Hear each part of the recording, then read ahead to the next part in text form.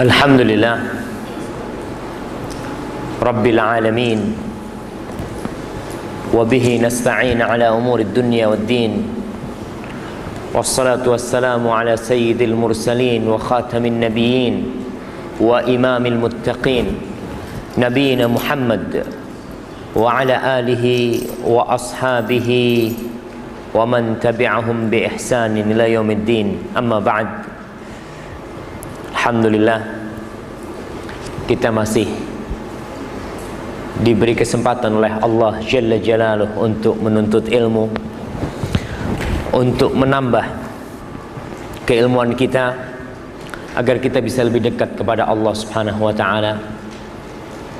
Dan pada hakikatnya menuntut ilmu itu tidak kenal batasan umur. Biasanya orang berpikir kalau menuntut ilmu itu adalah ya ketika masih anak-anak, ya, ketika masih masa kuliah. Tapi kalau sudah tua udah selesai nuntut ilmunya. Tidak. Dan alhamdulillah saya melihat di sini ada yang jenggotnya udah putih-putih masih mau ngaji. Imam Ahmad bin Hanbal, muridnya Imam Syafi'i rahimahullahu ta'ala, pernah suatu hari di Baghdad dia lari-lari bersama anak-anak muda yang lagi nuntut ilmu sambil menenteng selipernya dibawa tuh. Lari-lari Imam Ahmad. Ada temannya Imam Ahmad, sahibnya Imam Ahmad, Al-Ansari, Asim Al-Ansari, melihat Imam Ahmad seperti itu dikejar sama temannya, sambil diangkat bajunya dikejar Imam Ahmad. Setelah kedapatan ditanya, ya Aba Abdillah, kunyahnya Imam Ahmad Abu Abdillah, ya Aba Abdillah ila mata ama tastahi, kata dia. Abu Abdillah, kau itu nggak malu gitu lari-lari sama anak-anak muda tuh untuk belajar ilmu, untuk cari ilmu hadis, kata. Sampai kapan kau akan melakukan ini? Apa kata Imam Ahmad? Ilal maut, sampai mati. Karena memang tidak ada batasan menuntut ilmu. Menuntut ilmu itu minal mahdi ilal lahdi, dari buayan ibunda sampai ke liang lahat. Dan alhamdulillah saya sangat berbahagia sekali, yang tua-tua ngaji, yang muda-muda Masya Allah juga sudah banyak yang kembali kepada Allah Subhanahu wa ta'ala. Dan ini sebagai tanda-tanda kebangkitan agama Islam ini. Dan itu yang membuat orang-orang di luar Islam, khususnya Zionisme, dengan segala kekuatannya sangat takut sekali dengan kebangkitan umat Islam ini, karena akan membahayakan kekuasaan mereka. Entah di Malaysia, di Indonesia, kira-kira tahun 80-an sampai 90 itu jilbab pernah dilarang. Jadi anak-anak yang sekolah itu dilarang menggunakan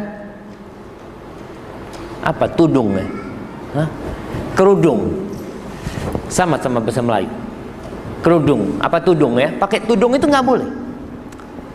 Pada tahun 80-an sampai 90, sampai diterbitkan sebuah buku yang judulnya Revolusi Jilbab. Karena pada waktu itu dilarang yang sekolah pakai tudung.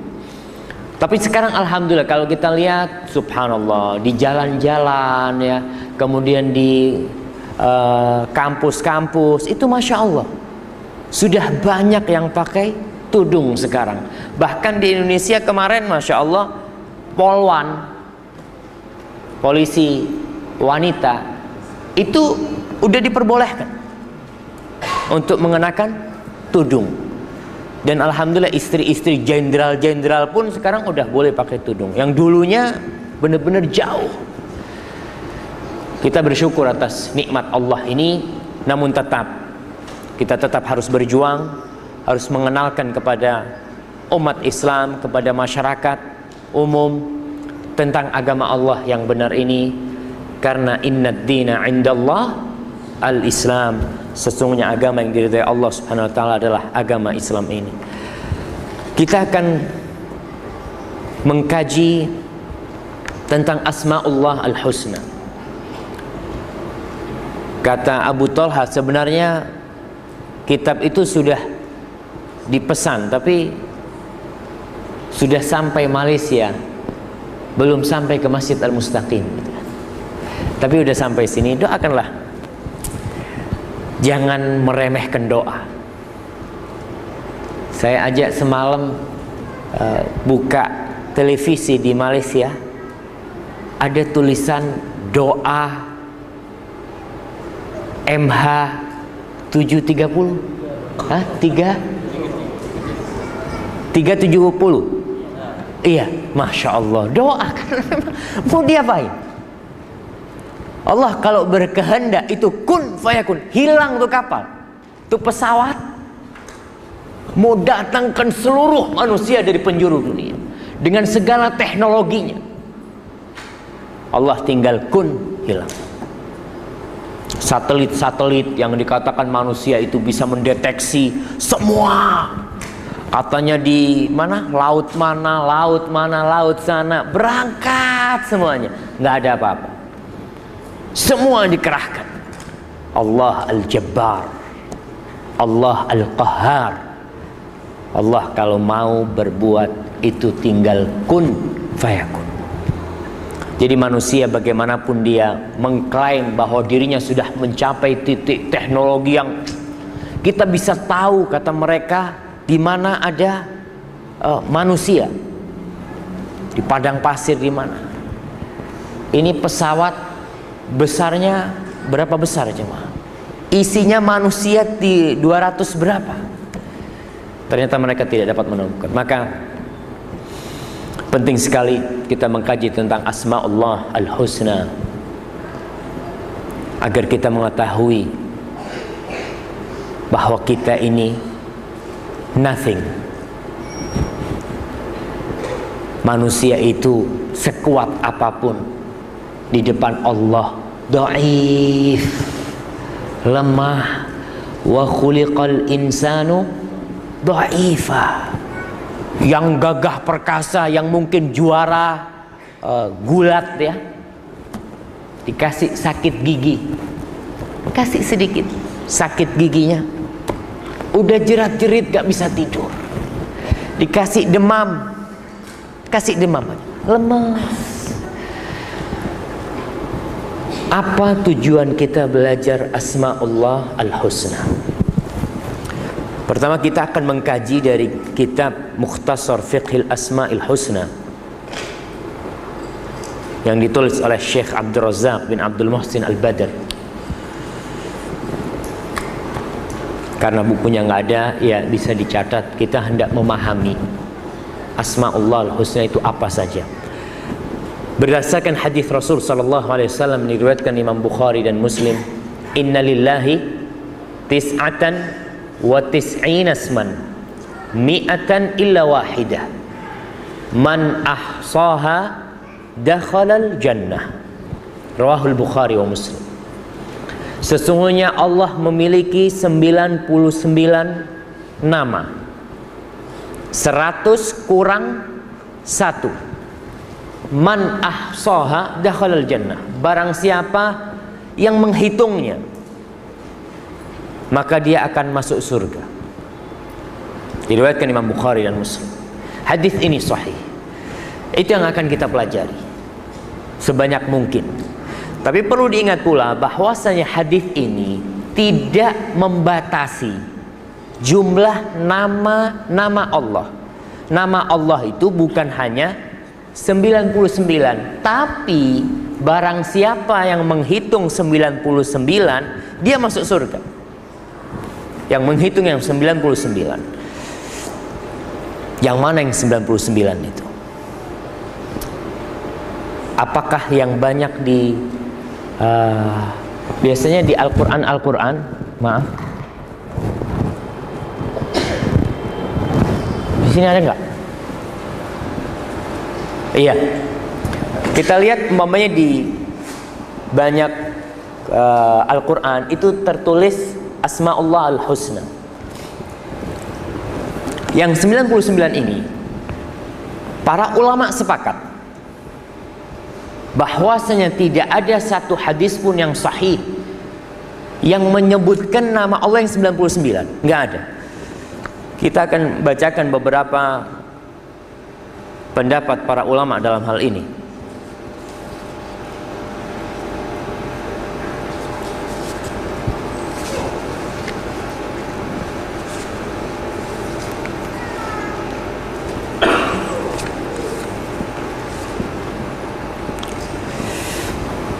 Hadis yang tadi saya sampaikan bahwasanya Allah memiliki 99 nama 100 kurang 1. Hadis itu sahih. Tapi ternyata ada hadis yang menyebutkan setelah hadis itu 99 nama seperti yang tertera di dalam Al-Qur'an kita ini, yang di kulitnya Al-Qur'an. Yang dimulai dengan Ar-Rahman, wallahu alladzi la ilaha illa huwar rahmanur rahim, sampai As-Sabur. Hadis yang ini yang menyebutkan 99 nama secara detail itu hadis diriwayatkan oleh Imam Tirmidzi, oleh Ibnu Hibban, oleh Ibn Majah. Para ulama menjelaskan bahwasanya ada 3 perawi hadis yang berijtihad mengumpulkan 99 nama itu. Dia terdorong hatinya untuk mengumpulkan, karena dalam hadis itu man ahsaha dakhalal jannah, barang siapa yang bisa menghitungnya maka dia akan masuk surga. Maka perawi hadis yang 3 ini dia berusaha untuk mengumpulkan 99 nama itu. Ini terjadi 1000 tahun yang lalu lebih. Fi nihayatil qarni tsani wa matla'il qarni tsalits al-hijri. Di penghujung abad kedua Hijriah dan di awal abad ketiga. Jadi ya pada masa Imam Syafi'i rahimahullahu ta'ala. Imam Syafi'i meninggal tahun berapa? Angkat tangan yang bisa jawab. Jangan ustadz, yalah. Ya Allah, Imam Syafi'i, kita nih alhamdulillah mazhabnya Imam Syafi'i. Tahun berapa Imam Syafi'i meninggal?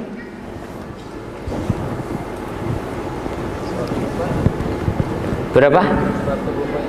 124. Ya, kurang dikit. Tahun berapa jemaah? Nggak yakin anak, nggak ada yang tahu. Banyak yang tahu, cuma malu-malu gitu kan. Ya Allah, fadhal, hadiahnya 2 lah kalau nggak mau 1.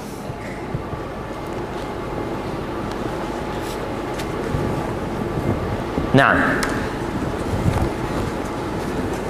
Imam Syafi'i yang kita ngaku-ngaku pengikutnya Imam Syafi'i, tahun berapa meninggal? Angkat tangan, jangan bisik-bisik gitu, nggak dengar ustadznya gitu kan. Nah, fadhal. Berapa? 204. Masya Allah, barakallahu fikum. Fadhal, fadhal.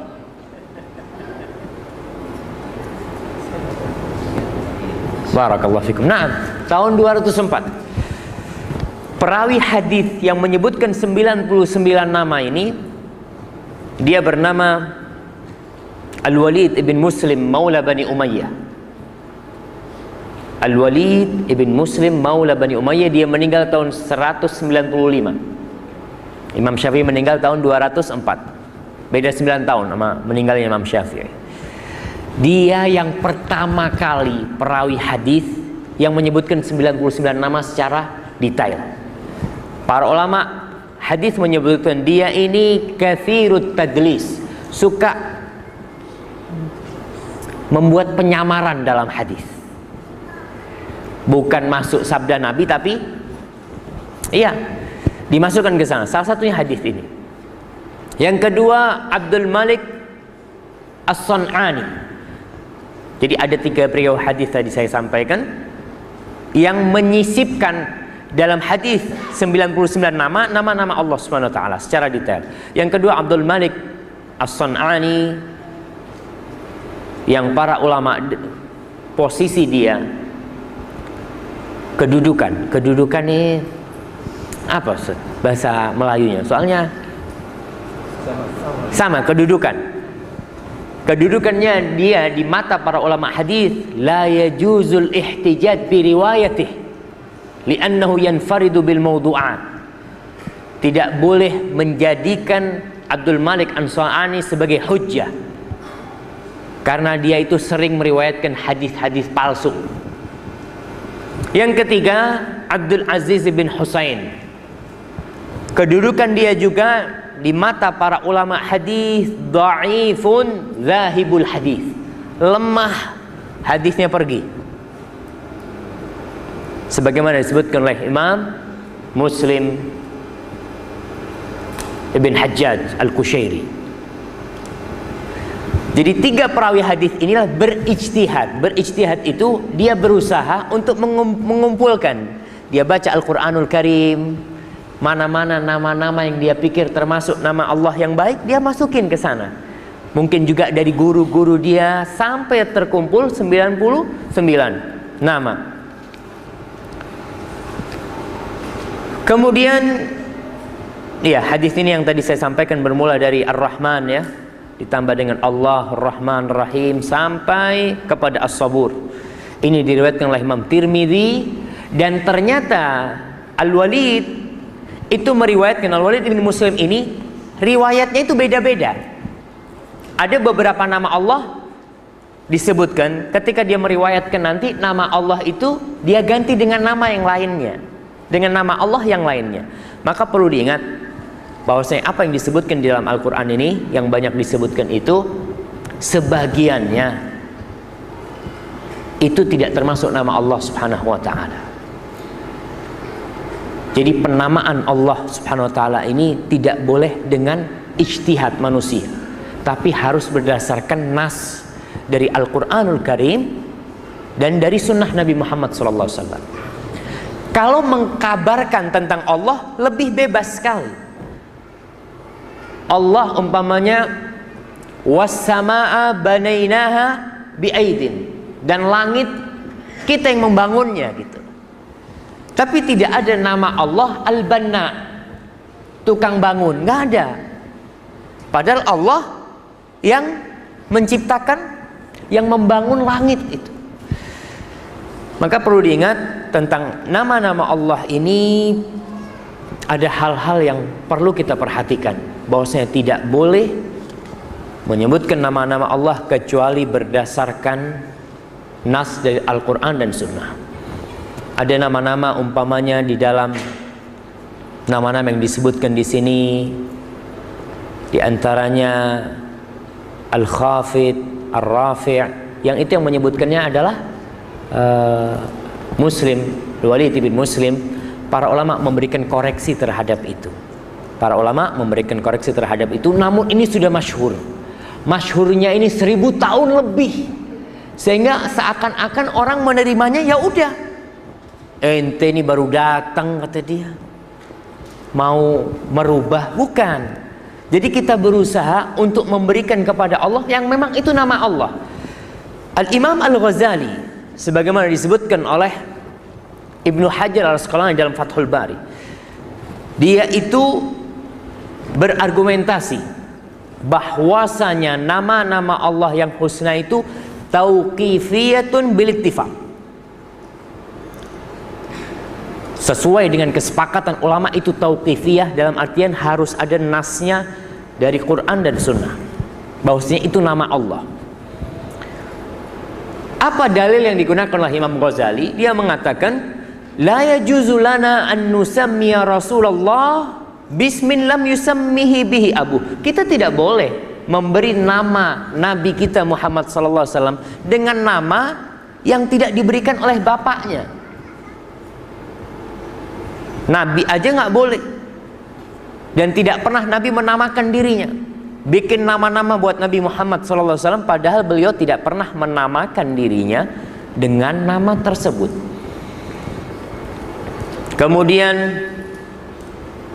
wa kadza kullu kabirin minal khalq, begitu pula orang-orang yang agung. Ada orang-orang yang terhormat, umpamanya raja di Malaysia, kita nggak boleh kasih nama seenak-enak kita. Aku mau sebut dia Fulan, kata dia. Ya, bisa dipenjara kan?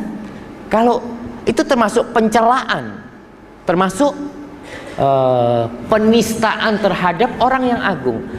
Kata Imam Ghazali, fa idzam tana'a dzalika fi haqqil makhluqin, kalau makhluk saja nggak boleh kita memberi nama selain nama yang diberikan oleh orang tuanya atau dirinya sendiri, famtina'uhu fi haqqil khaliq aula, maka untuk Allah jelas-jelas lebih tidak boleh lagi. Al-Imam As-Suyuti dalam syarah Sunan Ibnu Majah mengatakan, i'lam anna asma Allah Ta'ala tauqifiyah, ketahuilah bahwa nama-nama Allah itu tauqifiyah. Tauqifiyah itu nggak boleh kecuali atas dasar firman Allah atau sabda Rasul SAW. Bima'na annahu la yajuzu an yutlaqasmun malam ya'dan lahu syar', tidak boleh kita memberikan nama kepada Allah kecuali yang itu telah ditetapkan oleh syariat. Wa in kana syar'u qad warada bi itlaqi ma yuradifu, walaupun di dalam syariat ada yang maknanya mirip, maknanya di dalam bahasa Arab mirip, tapi tidak boleh apabila tidak disebutkan di dalam Al-Quran dan Sunnah Rasulullah SAW. Ini sebagai muqaddimah agar kita tahu, kita punya pemahaman bahwasanya apa yang disebutkan oleh Al-Walid ibn Muslim, yang itu diriwayatkan oleh Imam Tirmidzi dan Ibnu Majah dengan redaksi yang berbeda-beda, itu hasil ijtihad, bukan syara', bukan nas dari Nabi kita Muhammad SAW. Jadi kita harus lapang dada. Kalau ijtihadmu, ya bisa jadi namanya orang berijtihad, bisa jadi salah, bisa jadi benar. Tetap rujuknya itu kepada Al-Quran dan Sunnah. Kita merujuk kepada sana. Kalau ada khilaf di antara para ulama, ya para ulama sendiri yang telah mengkaji, telah membahas, para imam-imam yang terdahulu telah membahas. Makna man ahsaha dakhalal jannah, barang siapa yang menghitungnya masuk surga. Apa makna ahsaha di sini?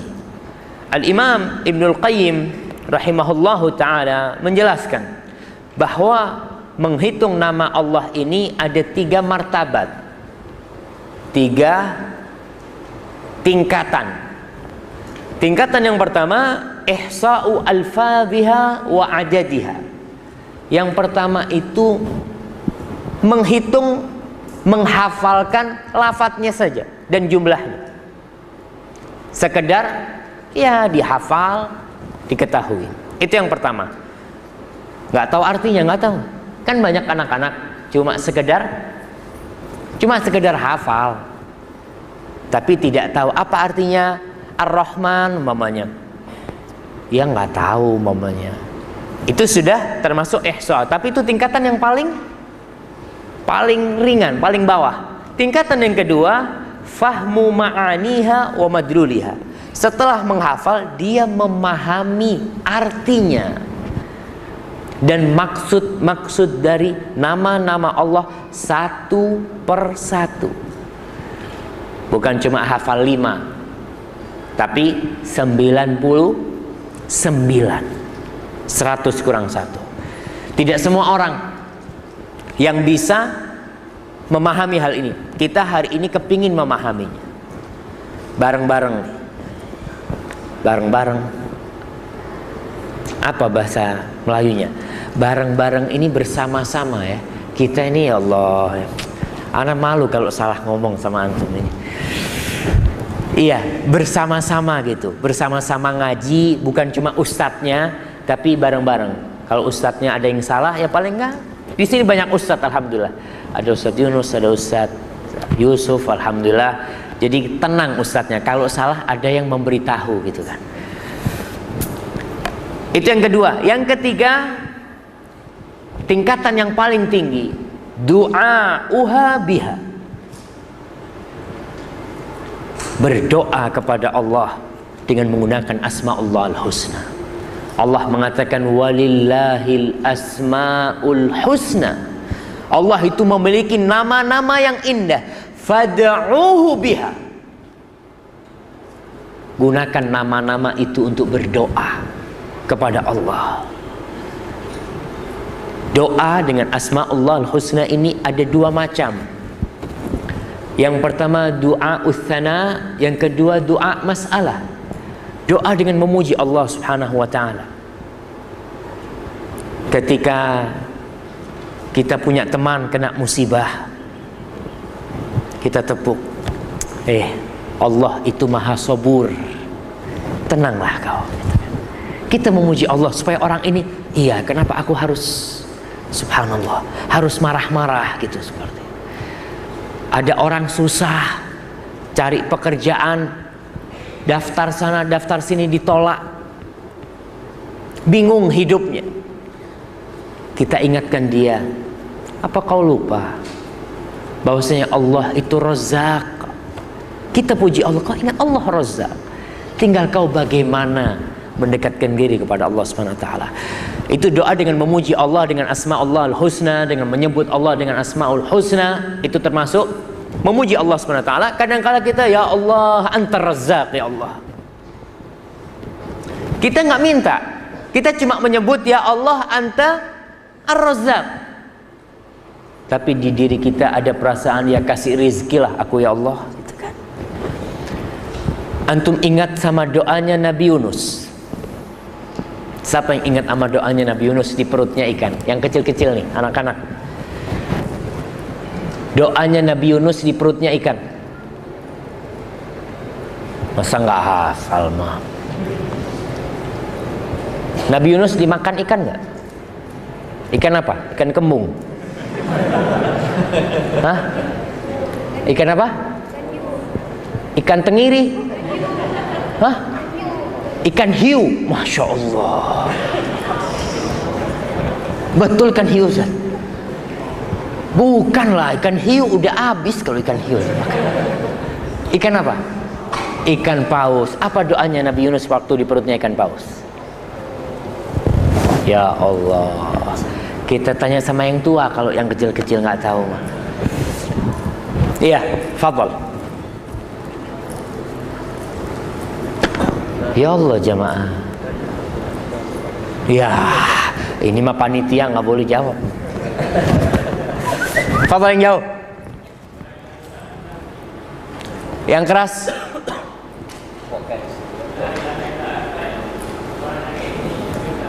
La ilaha illa anta subhanaka inni kuntu minadh dhalimin. Fadhal. Naam, itu doa Nabi Yunus. Enggak minta Nabi Yunus. Namanya minta itu, ya Allah kasih aku rizki, ya Allah keluarkan aku dari perut ikan paus ini. Apa doa Nabi Yunus? La ilaha illa anta, tiada yang berhak disembah kecuali engkau ya Allah. Subhanaka, maha suci engkau. Inni kuntu minadh dhalimin, aku termasuk orang-orang yang zalim. Ada permohonan di sini, yang ada pengakuan. Tapi di pengakuan itu ada makna memohon. Ya Allah ampuni aku ya Allah, keluarkan aku dari perut ikan hiu ini. Ikan paus ini, maaf. Gara-gara ini jadi ikan hiu Ustaznya. Nah, iya itu doanya Nabi Yunus. Kadangkala tidak menyebutkan permohonan. Jadi ada doa masalah ya tinggal mohon, menyebutkan sudah. Doa sana seperti ketika rukuk kita baca apa? Subhana rabbiyal azim. Itu kita memuji Allah Subhanahu wa taala. Tidak meminta sesuatu, tapi ada unsur di dalamnya memohon kepada Allah. Doanya Nabi Ayub. Naam. Ya Allah, kita mulai, masa nggak dapat hadiah jauh-jauh. Apa doanya Nabi Ayub alaihissalam? Kita kasih, ya yang di tengah, yang tengah. Masya Allah, pada khusyuk semua gitulah. Kita ini jamaah di Indonesia, saya nggak tahu di Malaysia. Kita di Indonesia itu dibiasakan amin. Kalau suruh berdoa nggak bisa. Entilah yang berdoa, anak amin aja gitu kan. Karena kan paling enak amin, amin gitu kan. Paling enak ketika disuruh berdoa nggak bisa. Jemaah haji biasanya kalau pulang dari haji, biasanya kan kalau pulang dimintain doa dia. Itu di haji pada belajar doa dia. Ustaz tolong tulisin Ustaz, nanti anak kalau dimintain doa nggak bisa doa gitu kan. Karena kita dari kecil dibiasain amin, tidak dibiasakan untuk berdoa sendiri. Apa doanya Nabi Ayub? Jangan ustadznya lagi, mau ustadz. Ya yang sono, yang jauh-jauh. Masya Allah. Gak usah cari di Google, gak usah man. Cari di Google.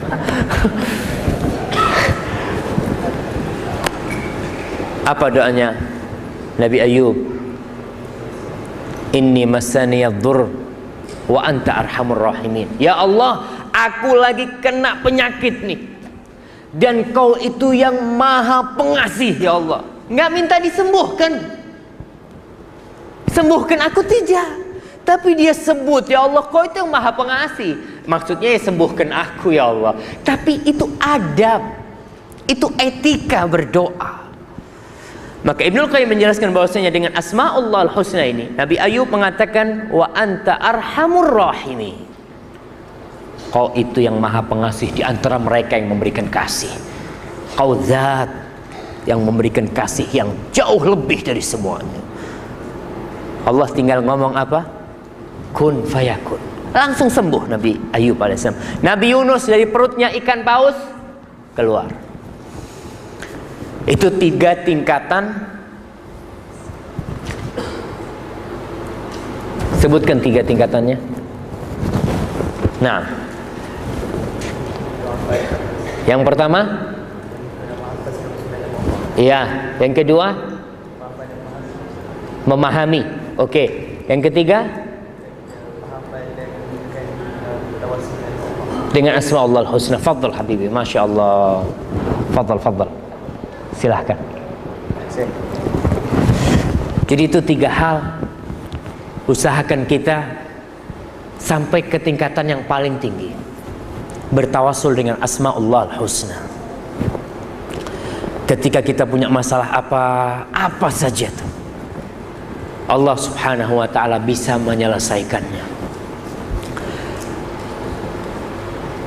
Oke, sekarang sebelum kita memulai satu persatu memahami tentang nama-nama Allah, apa keutamaan belajar Asma'ullah al-Husna? Dapat apa sih Ustaz?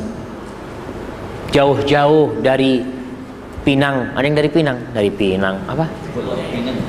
Pulau Pinang. Di Indonesia itu Pinang itu namanya pohon. Iya, sama di sini. Nggak salah Ustadznya. Dari Pinang, dari Kepulauan Pinang situ datang ke sini, dapat apa sih Ustaz?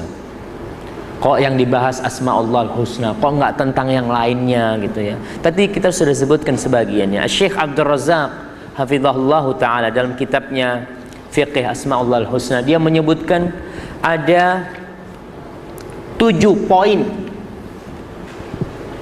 7 poin penting kenapa kita belajar Asma'ullah al-Husna. Yang pertama, beliau mengatakan anna hadzal ilma asyraful ulum wa afdaluha. Ilmu ini adalah ilmu yang paling mulia, yang paling utama. Kita belajar wudu, kita belajar sholat, kita belajar zakat, tapi ilmu yang paling mulia di antara semua ilmu adalah ilmu tentang Allah Jalla Jalaluh. Berkaitan dengan tauhid, berkaitan dengan keimanan. Beliau mengatakan wa syaraful ilmi min syarafi ma'lumi. Ilmu itu menjadi mulia karena pembahasannya. Siapa yang dibahas di situ?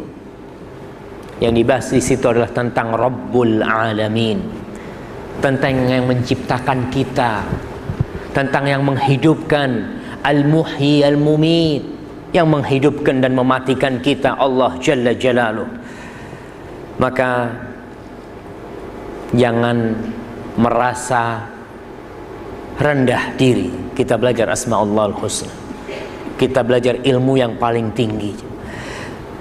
Yang kedua, kita belajar Asma'ullahul Husna ini, anna ma'rifatallahi wal ilma bihi tad'u ila mahabbatihi wa ta'zimihi wa ijlalihi wa khasyatihi. Dengan kita mengenal Allah, kita katakan tak kenal maka tak cinta. Dengan kita mengenal Allah, memahami tentang Allah, itu memotivasi kita untuk cinta kepada Allah, untuk mengagungkan Allah Jalla Jalaluh, untuk takut kepada Allah, untuk mengharap kepada Allah. Ketika kita tahu bahwasanya kita ini banyak dosa dan Allah Maha Pengampun, ketika itu kita akan mendekat kepada Allah. Kita akan takut sama Allah. Kalau kita takut sama harimau, bukan macan ya, kita takut sama tiger itu, kita akan mendekat apa akan lari? Kita akan lari. Tapi kalau kita takut sama Allah, kita akan mendekat kepada Allah. Karena Allah cinta sama kita. Allah mengatakan fafirru ilallah. Larilah kepada Allah. Lari biasanya dari orang, tapi kepada Allah kita bukan lari menjauh dari Allah. Ketika kita banyak dosa, kita akan lari kepada Allah Jalla Jalla, karena kita tahu Allah itu Ghafur, Allah itu Afu, Allah itu Maha Pemaaf, Allah itu Maha Pengampun. Kau berbuat dosa apapun, ketika kita datang kepada Allah, Allah tinggal mengatakan ghafartu, selesai, Allah ampuni. Ya ibna Adam, lau ataitani, kata Allah Jalla Jalal, wahai anak Adam, lau ataitani biqurabil ardi khati'atan thumma ataitani la tusyriku bi syai'an la ataituka biqurabiha maghfiratan. Wahai anak Adam, andai kata kau datang kepadaku dengan dosa sepenuh bumi ini, penuh dosa kita, kemudian kau datang kepadaku tanpa pernah berbuat syirik sedikit pun, aku akan datang dengan sepenuh bumi ampunan buat dirimu. Allahu Akbar. Ketika kita mengenal Allah Subhanahu wa ta'ala, nggak ada yang namanya putus asa. Nggak ada yang namanya putus asa, karena kita punya Tuhan yang mudah memaafkan dan mengampuni. Itu yang kedua. Yang ketiga, annallaha subhanahu yuhibbu asma'ahu wa sifatih. Allah itu cinta dengan nama-namanya, Allah suka dengan sifat-sifatnya. Wa yuhibbu zuhura athariha fi khalqih. Dan Allah cinta bagaimana nama-nama Allah itu nampak dalam kehidupan hambanya. Tampak dalam kehidupan hambanya. Tadi dia tidak putus asa. Dia tahu Allah Ar-Razzaq. Hambanya, ya Allah, ada apa aku takut? Aku tidak bakalan mati sampai rezekiku sempurna. Nggak perlu takut. Dia akan tawakal kepada Allah Jalla Jalaluh. Wa hadza min lawazimi kamalih. Dan ini termasuk dari kelaziman kesempurnaan Allah Subhanahu wa ta'ala dan kesempurnaan nama-namanya. Fahuwa witrun yuhibbul witra. Allah itu witir. Witir itu bahasa Melayunya apa? Ganjil. Allah cinta dengan yang ganjil. Jamilun yuhibbul jamal. Allah itu indah dan cinta dengan keindahan. Alimun yuhibbul ulama. Allah itu alim, memiliki ilmu yang tak terbatas, dan Allah cinta kepada para ulama. Jawadun yuhibbul ajwad. Allah itu mulia, suka berderma, suka memberi, dan cinta kepada orang-orang yang suka berderma. Qawiyun, Allah itu maha kuat. Wal mu'minul qawi ahabbu ilaihi minal mu'minid dhaif. Dan seorang mukmin yang kuat lebih dicintai Allah daripada mukmin yang lemah. Hayyun yuhibbu ahlal haya. Allah itu pemalu dan cinta kepada orang-orang yang suka malu. Tawwabun yuhibbut tawwabin. Allah itu menerima taubat hambanya, memberikan taufik dan bimbingan kepada hambanya agar mereka bertobat, dan Allah cinta kepada orang-orang yang bertobat. Syakurun yuhibbus syakirin. Allah itu syakur, suka berterima kasih. Hambanya berbuat baik, Allah kasih pahala, dan cinta kepada orang-orang yang suka bersyukur.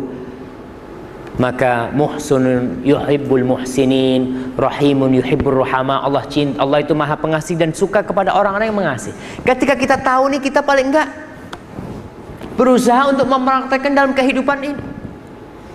Yang keempat,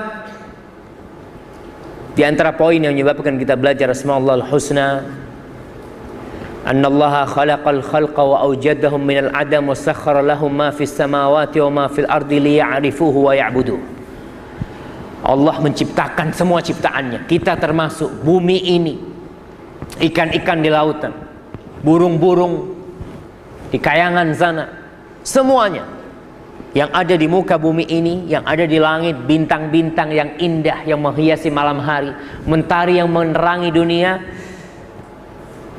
Salah satu tujuannya agar kita mengenal Allah Jalla Jalaluh, agar kita mengabdi kepada Allah Jalla Jalaluh. Allah berfirman dalam surat At-Talaq ayat 12, Allahul ladzi khalaqa sab'a samawatin wa minal ardi mithlahun yatanazzalul amru bainahun lita'lamu annallaha ala kulli syai'in qadir wa annallaha qad ahata bi kulli syai'in ilma. Allah lah yang menciptakan 7 langit. Subhanallah jemaah. Yang kita lihat ini langit yang pertama. Terus sama dunia yang di bawahnya itu ada bintang-bintang yang menghiasi dunia. Orang ini nggak ada yang sampai ke langit kecuali siapa? Nabi Muhammad SAW masuk ke langit pertama, langit kedua. Yang kita lihat ini subhanallah, sama dunia, langit yang paling rendah. Orang baru sampai ke bulan katanya kan. Matahari itu di bawahnya langit masih nggak sampai ke sononya. Bagaimana ke atas ciptaan Allah Subhanahu wa taala. Wa minal ardi mithlahun. Dan bumi ini juga 7 lapis. Seperti langit 7 lapis, bumi 7 lapis. Yatanazzalul amru bainahun.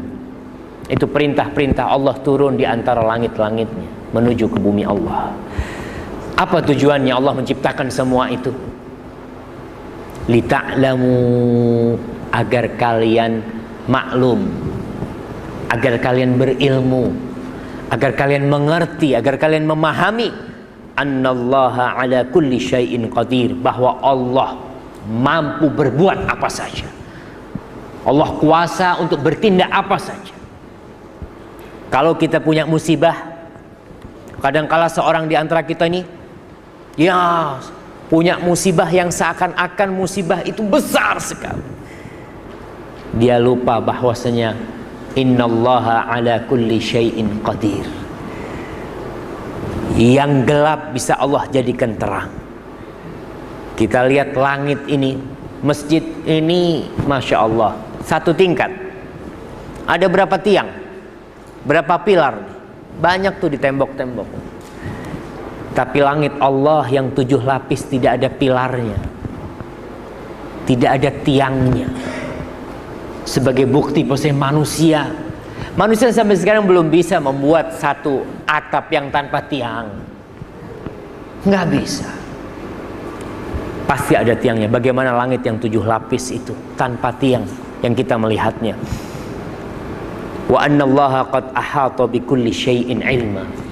Dan agar kalian mengetahui bahwa Allah itu mengetahui semuanya. Semuanya Allah mengetahui. Jangan yang nampak di diri kita. Sekarang nih kita menyimpan di dalam hati kita sesuatu. Allah tahu dengan itu. Masya Allah. Allah tahu dengan jumlah butiran pasir di pantai. Ada yang pernah menghitung rambutnya?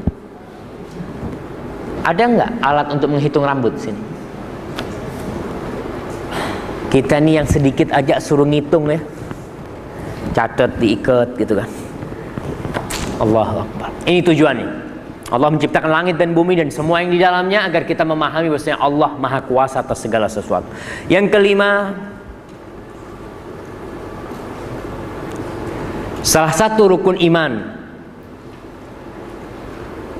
yang 6 itu, yang paling utama, yang paling tinggi adalah al-iman billah. Beriman dengan Allah subhanahu, percaya kepada Allah jalla jalaluh. Dan tidak akan sempurna keimanan kita kecuali kita mengenal Allah subhanahu wa ta'ala. Kita kenal siapa Rabb kita. Kita bakal ditanya man rabbuk di kubur kita. Kita kenal siapa tuh Rabbi kita. Maka kita dituntut untuk memahami dan mengenal Allah subhanahu wa ta'ala, karena kita beriman kepada Allah subhanahu wa ta'ala. Yang keenam,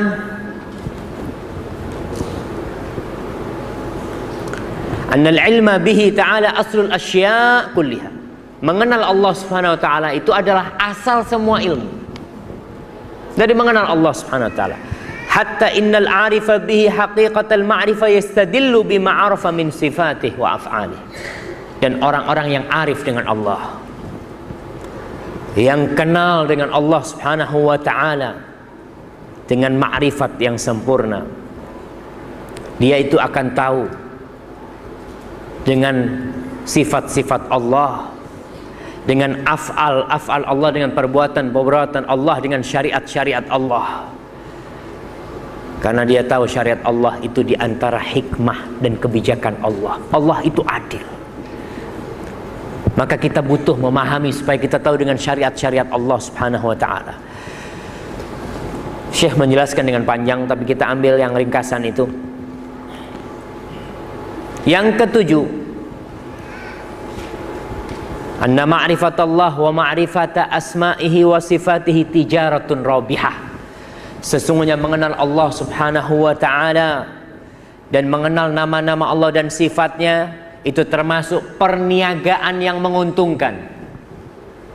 Termasuk perniagaan, perdagangan yang menguntungkan. Wa min arbahya sukunun nafsi wa tuma'ninatul qalb wa insyirahus sadr. Di antara keuntungannya tenang hati, tentram jiwa, dada kita lega. Apapun yang terjadi ketika kita kenal sama Allah subhanahu wa ta'ala, hidup kita akan tentram. Di surga, wasuknal firdausil a'la, akan masuk ke surga firdaus. Para jamaah, kita kalau kenal sama raja, kita kenal sama raja, ada masalah sama orang ya, ada masalah mobil kita atau apa, ada polis mau derek mobil kita gitu kan, tenang dulu, anak kenal sama raja nih, anak telepon. Kita kan kalau kenal itu tenang, nggak takut. Itu sama raja aja kita sudah merasa merasa wah gitu kan, baru kenal sama raja. Gimana kalau kenal sama Allah Jalla Jalaluh? Allah yang punya hati semua manusia. Punya masalah apa aja tenang, aku punya Allah Jalla Jalaluh. Kita minta sama Allah, Allah qarib. Allah itu dekat dengan hambanya. Tinggal minta, Allah akan kabulkan doa kita. Itulah beberapa faedah yang akan kita dapatkan dari mengkaji tentang Asma'ullahul Husna ini. Dan ingat, nama Allah itu bukan hanya 99. Ada sebuah doa yang diajarkan oleh Rasul sallallahu alaihi wasallam buat orang yang lagi bersedih gitu ya.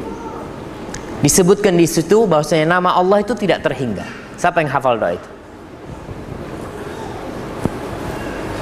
Siapa yang sering bersedih? Itu kan. yang suka bersedih gitu kan, terus baca doa itu.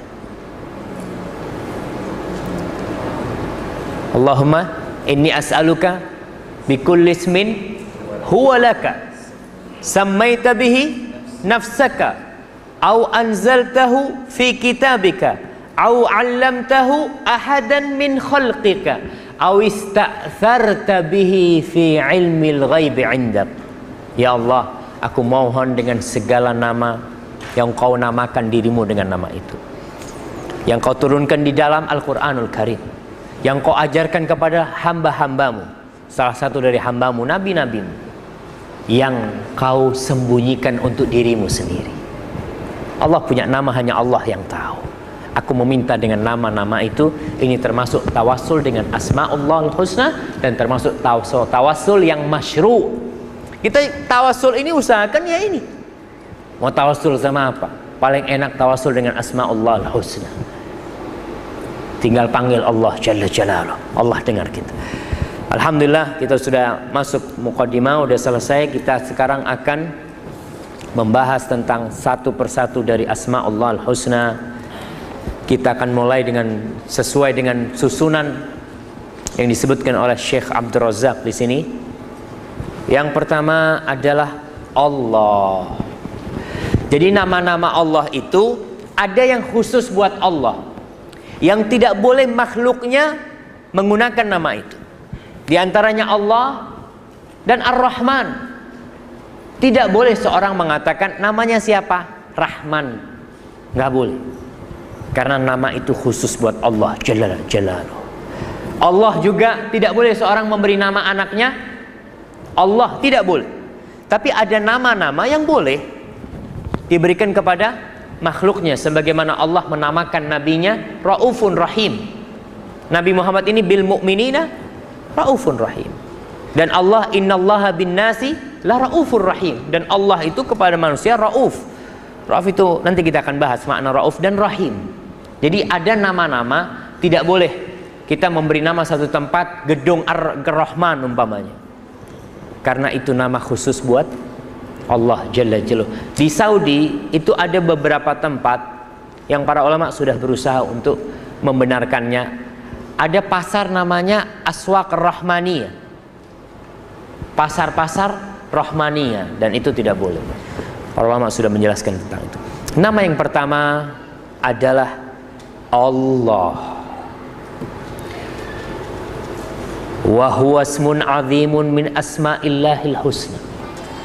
Dan ini nama yang mulia, yang agung dari nama-nama Allah, yang semua nama Allah itu baik semuanya, nggak ada yang jelek namanya Allah Subhanahu wa ta'ala. Tapi ada yang lebih utama.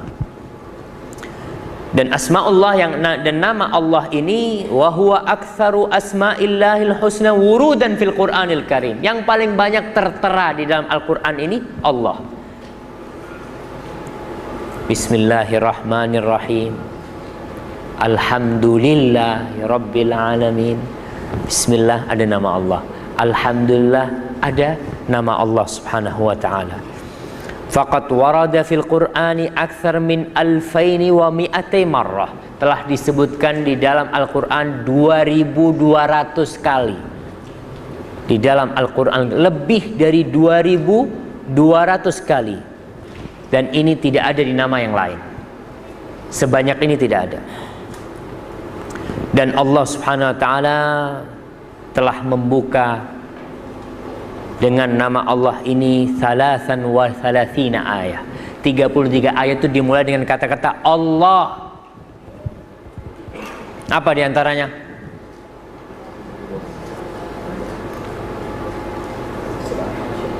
Surat Al-Hasyr. Apa Ustaz? Wallahu alladzi la ilaha illahu. Banyak ayat-ayat yang dimulai dengan Allah disebutkan 33 kali.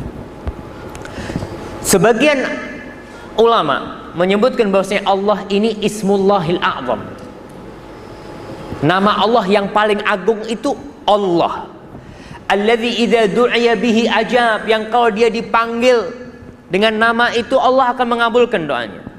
Wa idza su'ila a'ta. Kalau seorang meminta kepada Allah dengan menyebut Allah, ya Allah, atau Allahumma. Kita lihat banyak doa-doa kita yang dimulai dengan Allahumma atau ya Allah. Maka Allah akan memberi walihadzal ism khasais wa mayyizat ikhtassa biha. Nama ini punya kekhususan tersendiri. Yang pertama, kekhususan nama Allah ini, dia adalah asal untuk semua nama. Asal Al-Karim, asal Ar-Rahman, Ar-Rahim itu adalah Allah. Maka disebut Allah Al-Karim, Allah Ar-Rahman. Dan makna Allah ini mencakup semua makna nama-nama yang lain, tercakup di dalam situ secara global. Adapun secara terperinci ya, nama-nama, setiap nama itu memiliki nama tersendiri. Wa ajma' wa ahsan ma qila fi ma'nahu ma warada an Ibnu Abbas radhiyallahu taala anhu. Apa arti Allah sih? Apa arti Allah? Dikatakan fulan Abdullah. Karena nama Allah ini tidak ada yang jamid. Artinya jamid ini nggak punya arti. Kadang-kala ada, kita punya teman namanya umpamanya apa, nama-nama di Malaysia ini nggak ada artinya. Awang gitu kan, namanya siapa? Awang gitu. Apa artinya Awang? Ya, masa nggak ada artinya, Ustaz? Hah? Ada yang nggak ada artinya gitu loh. Ketika ditanya apa artinya tidak tahu. Orang tua anak ngasih nama anak, apa contohnya? Umpamanya, tapi rata-rata nama itu ada artinya lah. Apa-apa nama yang tidak ada artinya di Melayu ini? Hah? Meon. Meon. Masya Allah. Mungkin Samiun dia, jadi Meon. Iya, tapi nama-nama Allah itu ada artinya, ada maknanya. Karena makna itu, karena nama itu menjadi indah. Banyak orang-orang memberi nama anaknya karena indah lafadznya. Lafalnya itu indah, tapi nggak ada artinya. Siapa nama anaknya? Titanica. Masya Allah. Apa artinya Titanica? Ya nggak tahu tuh, kapal Titanic gitu kan? Ada. Di Indonesia itu ada. Ada lagi, subhanallah. Saya pernah jumpa sama jemaah haji, jemaah umrah. Anaknya siapa namanya, Bang? Harley Davidson. Nama anaknya namain motor gitu kan? Mungkin karena bapaknya. Ada nama-nama yang tidak memiliki arti. Dan hati-hati kalau memilihkan nama buat anak itu, bicara masalah nama, jangan yang panjang-panjang. Cukup satu nama. Kita lihat nama-nama Nabi, nama-nama sahabat Nabi, namanya itu satu. Muhammad sallallahu alaihi wasallam ibnu Abdillah, gitu kan? Abu Bakar ibn Abi Quhafah, namanya Abu Bakar itu siapa? Utsman bin Abdullah. Umar bin Khattab, Utsman bin Affan, Ali bin Abi Thalib, satu namanya. Sekarang nih orang masa sekarang namanya itu digabungin, Muhammad, Umar, Ali, Utsman, gitu kan? Namanya satu orang gitu kan? Cukup satu. Nama yang kedua itu nama bapaknya, Muhammad, mau bapaknya bin Utsman bin Ali, umpamanya nggak apa-apa gitu. Tapi namanya satu. Berkaitan dengan nama ini, sekarang ini di Malaysia masih pakai bin nama. Masya Allah. Ini benar-benar kita harus cemburu yang dari Indonesia. Syekh Bakar Abu Zaid rahimahullahu ta'ala menjelaskan bahwasanya di barat dulu, nama orang barat itu ada sannya. Umpamanya Michael son of siapa gitu, Michael son of Jackson gitu. Enggak lah. Oke, nama itu dulu ada seperti itu. Kemudian san itu adalah untuk membedakan antara anak zina dan anak hasil nikah. Anak kalau hasil nikah itu ada binnya. Anak yang bukan hasil nikah ya udah belakangnya ada tanpa bin. Karena orang tuanya nggak ngakuin dia itu anaknya gitu kan, tanpa bin. Ketika di barat banyak anak zina, maka terjadi kesenjangan sosial.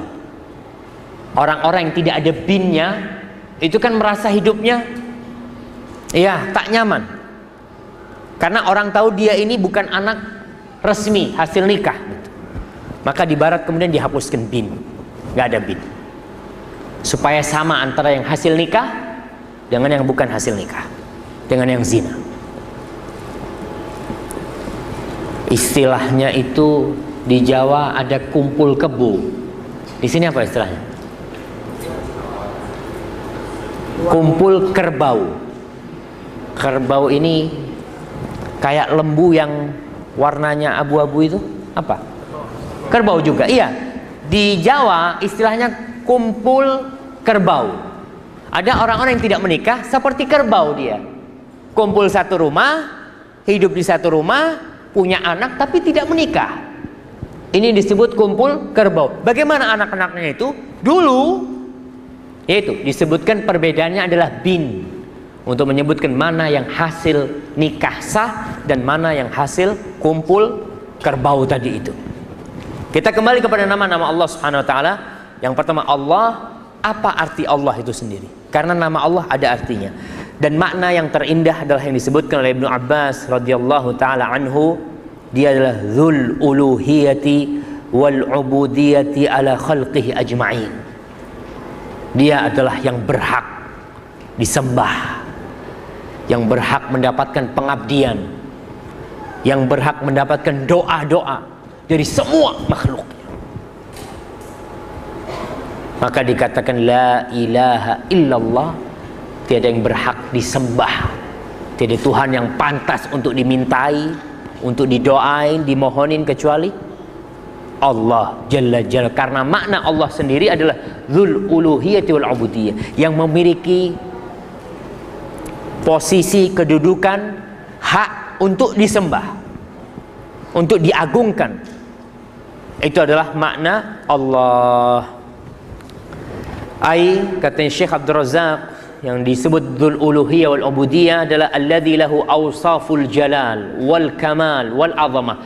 Dia adalah yang memiliki sifat-sifat yang maha agung, yang maha sempurna, yang maha besar, yang dengannya dia berhak untuk disembah dan dikhususkan baginya ketundukan, kerendahan hati hanya untuk Allah Subhanahu wa taala.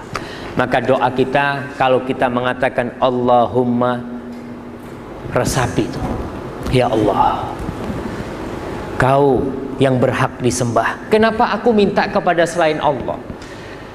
Ada orang-orang yang mengatakan Allahumma, Allahumma, tapi masih memohon kepada selain Allah. Ketika engkau mengatakan Allahumma, kau itu mempersaksikan bahwa yang berhak dimintai pertolongan cuma Allah. Kenapa kau minta tolong kepada selain Allah? Saya tidak bisa mengatakan di Malaysia, di Indonesia itu Masya Allah ya, banyak orang-orang yang mengatakan Allahumma tapi masih melakukan praktek-praktek kesyirikan. Seperti umpamanya mereka kalau bangun rumah itu kadangkala kalau mau meninggikan kayu yang di tengah itu potong ayam, sama ada sesaji ya. Sampai sekarang ada. Saya pernah diundang itu, tetangga jiran ini, Ustaz, kata dia, ayo, kata dia, datanglah saya. Ustaz, doain Ustaz supaya rumahnya berkah. Iyalah, anak doakan, selesai. Kemudian dia ternyata nggak tahu ada sesajinya tuh. Ada ayam, kemudian kepala ayam itu dimasak sama kepalanya. Kemudian kepalanya dipotel sama dia, nggak dipotong, dipotel ya. Kemudian apa dipotel itu? Nah, kita nih dipulas gitu ya, dipulas. Kemudian ada tempat wadah sendiri, kasih nasi, kasih macam-macam. Saya tanya, itu buat apa? Ini buat penunggunya. Dia taruh di pojok rumah. Na'udzubillah. Dari tadi Allahumma, Allahumma, ini kan bertentangan dengan Allahumma kita. Ketika kita mengatakan Allahumma, ya udah, semuanya serahkan kepada Allah. Kenapa masih takut sama yang nunggu di sana? Yang mana semuanya adalah ciptaan Allah Jalla Jalaluh. Semuanya itu tunduk kepada Allah Subhanahu wa taala. Yang kedua, nama Allah Subhanahu wa taala adalah Ar-Rabb.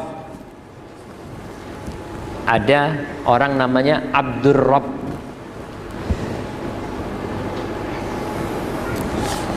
Nah, dan ini juga nama Allah yang banyak disebutkan di dalam Al-Quranul Karim.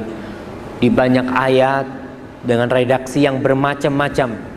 Disebutkan lebih dari 500 kali di dalam Al-Quranul Karim. Ar-Rabb.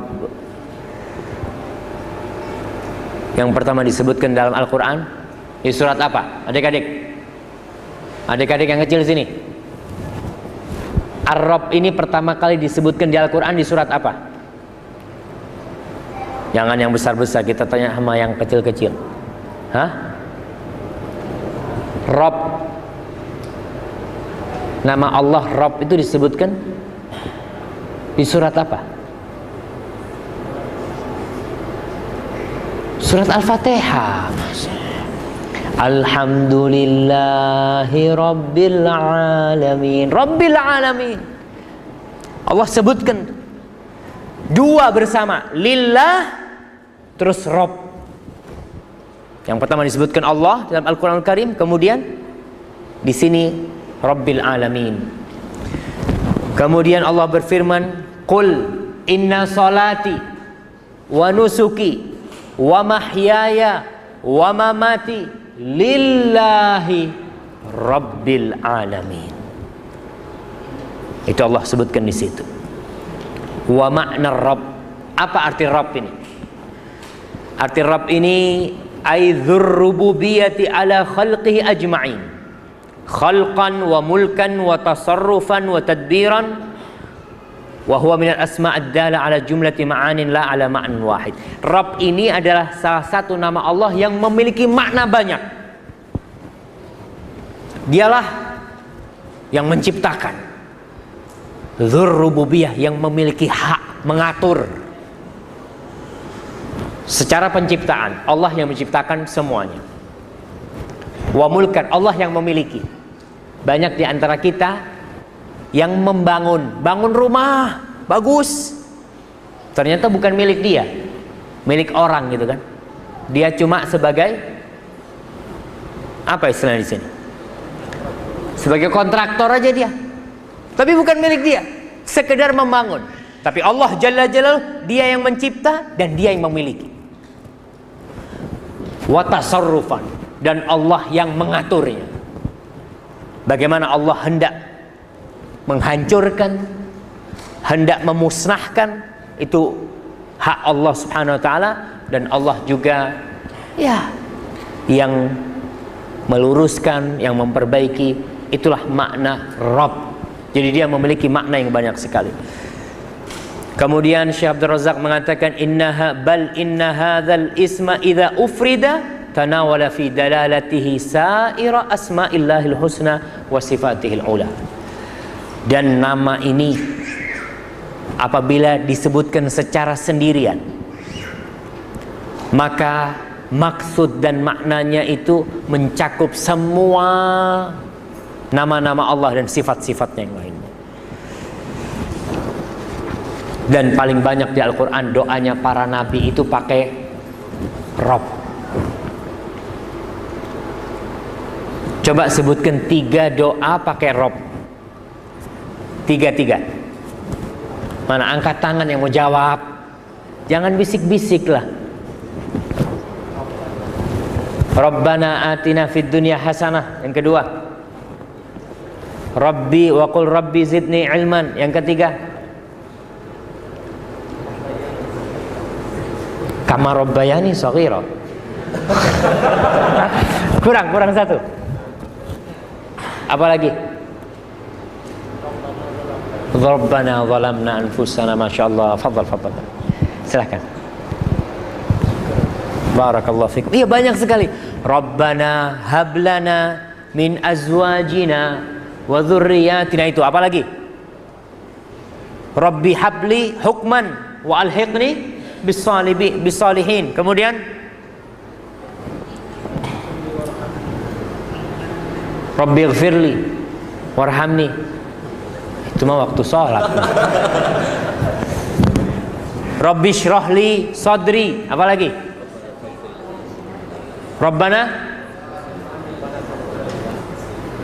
Rabbana innaka man tudkhilin nar faqad akhzaita. Kemudian Rabbana la tu'akhidna in nasina aw akhtana. Itu Rabbana. Karena tatkala kita memanggil Rabbana, muncul di hati kita nih, Kau yang menciptakan ya Allah, Kau yang memiliki, Kau yang mengatur. Aku minta sama Engkau ya Allah. Subhanallah. Maka tatkala kita mengatakan Rabbana, itu dihadirkan semua makna kalimat Rabb itu, sehingga kita memintanya itu dengan penuh keyakinan Allah bakal kasih. Allah bakal kasih. Allah pasti memberi. Dia Rabb. Nggak ada yang memaksa Allah Subhanahu wa ta'ala. Semuanya milik Dia. Maka insya Allah dengan seperti itu kita akan lebih mengenal Allah Subhanahu wa ta'ala. Yang ketiga, Allah Rabb, kemudian Ar-Rahman Ar-Rahim. Kita break dulu jamaah insyaallah, karena sebagian udah ya biasalah khusyuk gitu kan, kita tidak insyaallah kita lanjutkan lagi. Silahkan, berapa menit breaknya Bang? 10 menit 15 menit lah, 15 menit jamaah. Hadza minni wa sallallahu ala nabiyyina Muhammad wa ala alihi washabbihi wasallam.